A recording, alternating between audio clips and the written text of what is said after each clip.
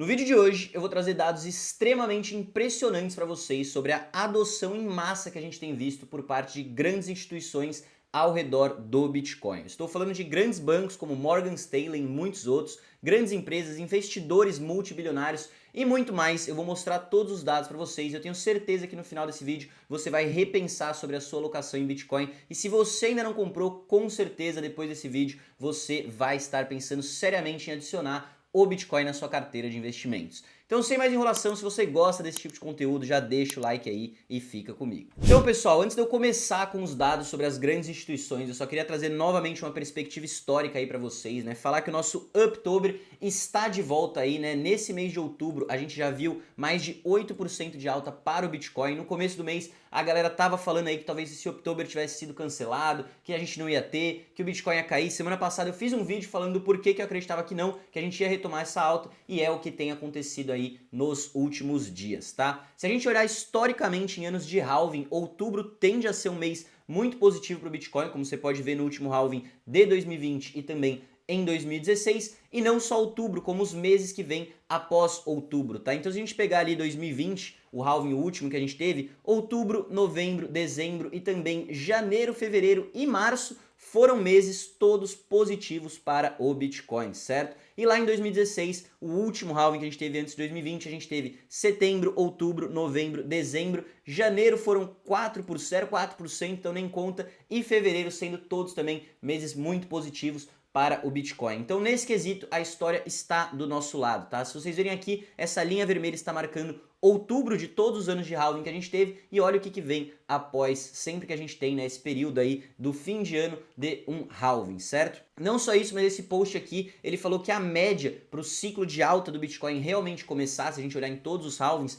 são 170 dias após o dia que aconteceu o halving, né? O halving aconteceu no começo desse ano e nos outros anos também, né? 170 dias depois, em média, ele costuma ter o seu movimento parabólico. E onde que a gente está agora? Exatamente 180 dias depois do halving, tá? Então esse momento parabólico historicamente está para começar a qualquer momento. Ele também fala que normalmente ele dura 480 dias, algo interessante para você ter na sua mente, tá? Isso aqui em média. Mas agora vamos falar então sobre a adoção institucional. Primeiro ponto que eu queria trazer para vocês é que hoje o Bitcoin já é o sexto maior ativo monetário do mundo. Então ele só perde para o ouro, para o dólar, para o euro, para o dinheiro da China, o yuan, e o ien, que é do Japão. Está na frente da Libra e de todas as outras moedas do mundo, tá? Então o Bitcoin hoje sexto maior ativo monetário do mundo, tá? É uma grande mudança de parâmetro para quem vê aí até pouco tempo a galera falando que era scam, que é negócio de pirâmide. Até hoje você vê uns malucos aí falando que é golpe, que Bitcoin não faz sentido, que você não vai se meter com isso.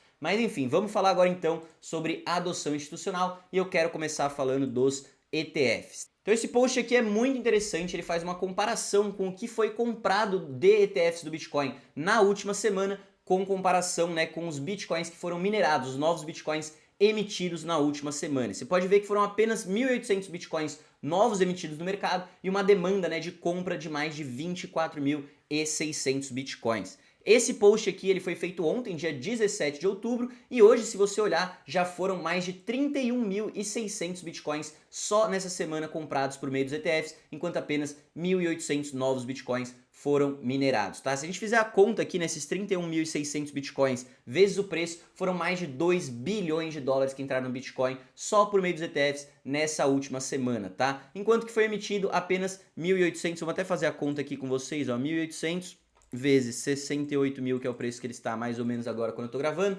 122 milhões. Então você vê um choque enorme entre oferta e demanda, né? Esses são os Bitcoins novos no mercado, o quanto que os ETFs demandaram nessa última semana. Ainda sobre os ETFs, pessoal, a gente pode ver aqui nesse post que desde janeiro, quando o ETF do Bitcoin foi lançado, até o dia de hoje aqui em outubro, já entraram mais de 20 bilhões de dólares em inflows para o Bitcoin, certo? Se você colocar em comparação isso daí com o ouro, que foi um ETF que foi lançado já há muito tempo atrás, né? Ele levou mais de 5 anos para alcançar os mesmos números, tá? Então tem uma diferença de 20 bilhões naquela época para 20 bilhões hoje em dia, mas é uma diferença discrepante aí, tá? Tem sido muito rápida a adoção para o ETF do Bitcoin. Outro ponto interessante que eu queria trazer ainda sobre ETFs para vocês é essa notícia que saiu recentemente da Bitcoin Magazine, onde a Charles Schwab rodou uma pesquisa aí, né, com os seus com seus clientes, né, sobre quais ETFs eles planejavam investir no próximo ano, tá? E 45% dos clientes respondeu que planejava investir em ETFs relacionados a criptomoedas, tá? Então você pode ver que em relação aos ETFs, a adoção institucional aí tem sido gigantesca, tá? Os ETFs estão com inflows monstruosos. Vamos falar agora então sobre baleias, tá? Então as novas baleias do Bitcoin, eu trouxe isso aqui no vídeo da semana passada também, estão batendo aí níveis máximos agora nesse final de ano, tá? A última vez que a gente viu um inflow tão grande de novas baleias do Bitcoin foi também no final de 2020, onde, como eu mostrei pra vocês, a gente teve um ciclo parabólico de alta, tá? Não só a gente tá vendo um movimento muito forte de entrada de novas baleias parecido com o de 2020, como na verdade a gente está vendo um movimento muito maior do que o de 2020, tá? Esse gráfico aqui ele mostra desde 2019 ali como que foi o inflow de novas baleias e a gente está batendo novas máximas históricas de novas baleias, principalmente por conta disso que eu mostrei para vocês, né? São essas grandes instituições que estão comprando Bitcoin. Para você que não sabe, baleia, né, é o termo para quem tem uma carteira gigantesca aí, né, quem compra com peso de um ativo, e para ser considerado uma nova baleia no Bitcoin, você precisa ter comprado mais de 1000 Bitcoins, tá? Então, para vocês terem uma noção aí, 1000 vezes 68 mil são pessoas aí com mais de 68 milhões de dólares no Bitcoin. Então, olha a quantidade de multimilionários que estão entrando com peso no Bitcoin, tá? Então isso aí é muito interessante vocês estarem acompanhando, tá? Recentemente, Morgan Stanley divulgou que eles estão holdando mais de 272 milhões de dólares em ETFs do Bitcoin, tá? Então, como vocês podem ver, realmente a adoção institucional está vindo em massa, está sendo gigantesca.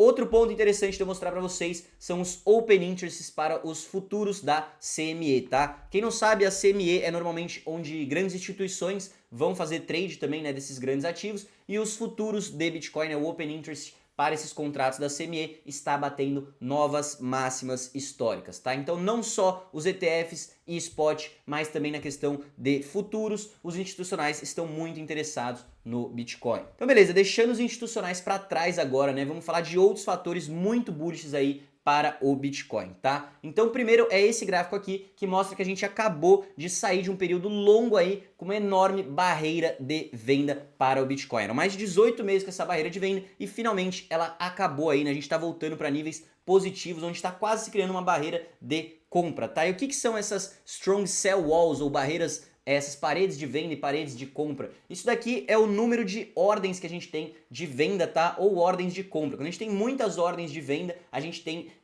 grandes barreiras, né? Paredes de ordem de venda. Quando a gente tem muitas ordens de compra, a gente tem strong buy walls, certo? E a gente acabou de reduzir algo que vinha de mais de 18 meses com essas enormes barreiras de venda. A gente está entrando num nível aí quase positivo com barreiras de compra, tá? Então isso aí é muito positivo. Outro ponto muito interessante que a gente tem que acompanhar é o nível de Bitcoin nas principais exchanges, tá? A gente está batendo novas mínimas históricas do supply de Bitcoin nas exchanges. E por que é interessante a gente acompanhar esse gráfico? Cara, quanto menos Bitcoin tem nas exchanges, mais significa que as pessoas estão retirando esses Bitcoins para holdar, não estão pensando em vender, o que também é muito positivo para o preço. Esse outro gráfico aqui é muito interessante também, ele compara o nível de adoção do mercado de criptomoedas com o nível de adoção da internet, tá, pessoal? Então, recentemente a gente bateu aí máximas históricas de atividade cripto, né, com mais de 220 milhões de endereços. Se você comparar com a internet, a gente está batendo níveis parecidos com o que era a internet lá em 1998. Isso aqui é legal da gente acompanhar porque mostra o quanto que a gente está antes nesse mercado, certo? Então, cara, poucas pessoas já entraram em cripto. Tem muita gente que ainda não acredita no potencial desse mercado, seja o Bitcoin, seja a Web3, as finanças descentralizadas, né? Todo esse universo que a gente está construindo ainda é muito novo, ainda é muito recente. Tem um potencial gigantesco, não é que a gente vai ter esse ciclo agora, esse mercado vai morrer. Não, eu acredito que esse mercado vai continuar se desenvolvendo muito ao longo do tempo e quem está entrando agora, quem está olhando para isso agora, vai se beneficiar muito ali na frente. Bom, vamos falar agora então das eleições nos Estados Unidos. Se a gente olhar aqui na Polymarkets, as chances do Trump vencer essa eleição passaram aí da Kamala Harris em mais de 60%, tá? Isso daqui é um pouco influenciado pelo pessoal do mercado cripto, né? Por ser um mercado de predições dentro do espaço cripto, as pessoas são mais tendenciosas a achar que o Trump vai ganhar, porém se ele ganhar seria muito, muito, muito positivo para o nosso mercado. Ele já se posicionou como um grande apoiador das criptomoedas e falou até sobre criar uma reserva estratégica nacional lá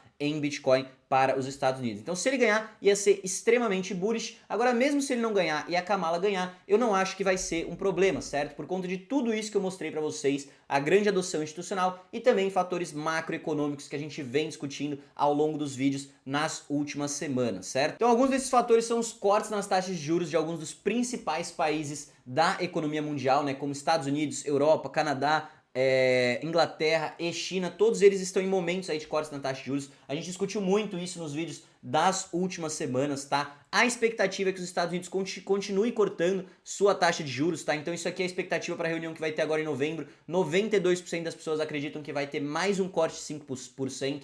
A China, desde o meu último vídeo onde eu falei do pacote de estímulos que eles tinham anunciado, já anunciaram ainda mais estímulos. O Japão saiu, falou que vai ter estímulo também. Então toda a economia global está entrando no momento aí de redução de taxa de juros e estímulo monetário, certo? Não só isso, como a dívida do governo americano tem crescido absurdo nos últimos dias. Só nas últimas 3 semanas eles aumentaram a dívida deles em quase $500 bilhão, tá? Em 3 semanas, quase $500 bilhão.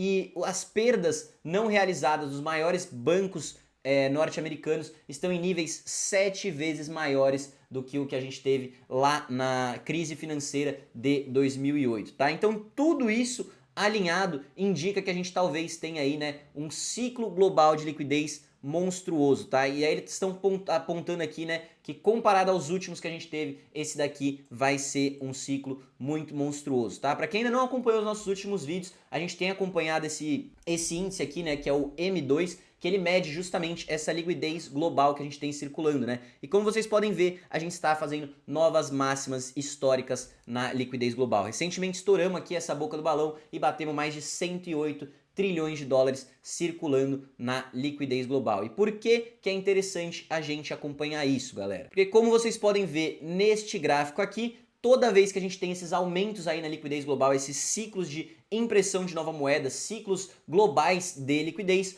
o Bitcoin tende a responder muito positivamente para esses ciclos. O Bitcoin ele é praticamente que um index, né, para esse ciclo global de liquidez. Quanto mais dinheiro eles estão imprimindo, mais dinheiro tem circulando, menos o dinheiro vale, né? Logo, mais o Bitcoin se valoriza. E eu já tinha entendido isso há muito tempo, muita gente já entendeu isso há muito tempo, os institucionais estão começando a entender isso agora e, cara, se você ainda não entendeu, talvez essa possa ser a sua última chance, tá? Se a gente acompanhar aqui também o ciclo que a gente está agora com o desenvolvimento de preço do Bitcoin, vocês vão poder ver aqui que o M2 já deu uma disparada aqui nos últimos tempos, enquanto o Bitcoin ainda está andando um pouco de lado, mas eu acho que a gente vai buscar esse ciclo global aí de liquidez muito em breve. Ouro e a bolsa norte-americana, o SP500, já estouraram novas máximas históricas, o Bitcoin está demorando um pouco mais, mas eu acho que a gente vai buscar muito em breve, tá? Então, só último ponto sobre liquidez aqui. Recentemente, essa moça aqui, a Lynn Alden, que ela é uma macroanalista, ela postou um artigo muito interessante falando sobre essa correlação que o Bitcoin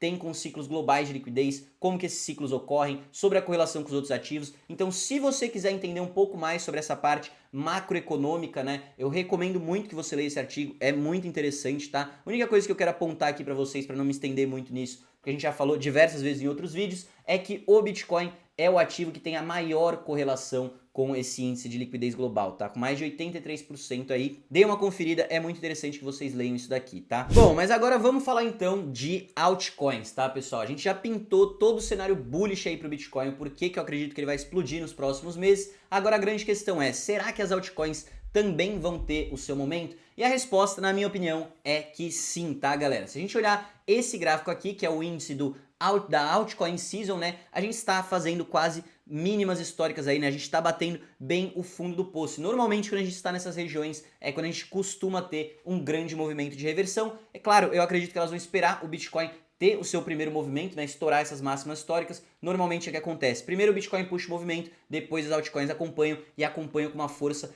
ainda maior, né? Se o Bitcoin já se valoriza muito, imagina as altcoins que são menores, tá? Outro gráfico que mostra isso muito bem é o Total 3, eu já trouxe ele algumas outras vezes em vídeos aqui para vocês, né? Esse é um gráfico que exclui o market cap do Bitcoin e do Ethereum e mostra só o mercado de altcoins, tá? Então ele é um índice aí de altcoins e se vocês observarem, né, a gente tá fazendo um movimento muito parecido com o que a gente teve lá no último ciclo de 2020, onde a gente rompeu uma longa linha de tendência, rompeu uma longa resistência ali, fez um reteste mais ou menos no fim do ano ali, né, próximo de dezembro de 2020 e aí a gente teve, né, uma altcoin season, um momento onde elas subiram muito. Vocês observarem, a gente está fazendo algo muito parecido, rompeu essa longa linha de tendência, fez um reteste aqui nessa longa resistência que a gente tinha quebrado também, e se vocês derem um zoom aqui ainda, galera, vocês vão ver que a gente quebrou também uma longa linha de tendência que vinha se formando desde março desse ano no gráfico semanal, tá? Então eu acredito também que muito em breve a gente vai ter novas máximas históricas aí também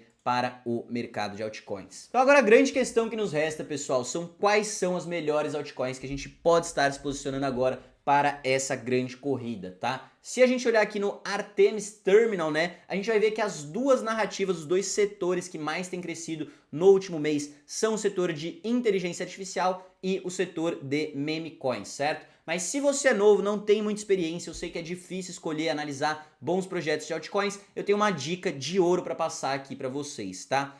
O mercado Bitcoin tem um produto que é muito interessante para quem está começando ou até para quem já está há um tempo no mercado, mas não tem muito tempo para acompanhar, você quer dar uma diversificada nos seus investimentos, que são as cestas inteligentes do MB, certo? Então, como que funciona isso daqui? Bom, primeiramente que a gente vai ter vários tipos diferentes de cesta, um para cada perfil de investidor, tá? A gente tem intermediário, que é para quem gosta de tomar um risco mediano ali, a gente tem a cesta avançada para quem gosta um pouco mais de risco, tem a das top 5 altcoins, stablecoins, altcoins, recentemente saiu uma cesta aí de meme coins que tá muito interessante, como eu mostrei para vocês, as meme coins são uma das narrativas vencedoras aí desse ciclo que a gente está tendo, né? E você não vai precisar se preocupar com estar negociando os ativos aqui dentro, tá? Por quê? Porque a equipe de researchers e analistas do MB vão fazer a escolha dos ativos e o manejo dessa cesta mensalmente, tá? Então, como assim? Se você clicar em uma delas, você vai receber um report detalhado aqui sobre todos os tokens que tem dentro da cesta, tá? No caso aqui eu tô mostrando para vocês a cesta avançada, que é uma que eu gosto muito, onde você vai ter Bitcoin, Solana, Ethereum, Stacks, Ronin, Pendle, Akashi,